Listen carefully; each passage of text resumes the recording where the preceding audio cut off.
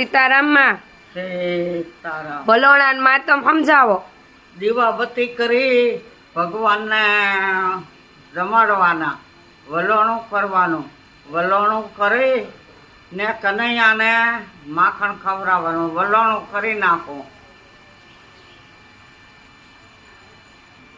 દીવાબત્તી કરી ભગવાનને દીવાબત્તી કરી વલોણું કરી માખણ ઉતારી ને કનૈયાને માખણ પેલું જમાડવાનું. જો 5 કોળિયા જમાડી લેવાના. જો બોલાઈ જાય કારવે તો જશોદા માને કહેજો તો જમાડે, માખણ ખવડાવે. હું તો ખવડાવું છું. મને પ્રસાદી આપો માખણની. મને બહુ માખણ ભાવે.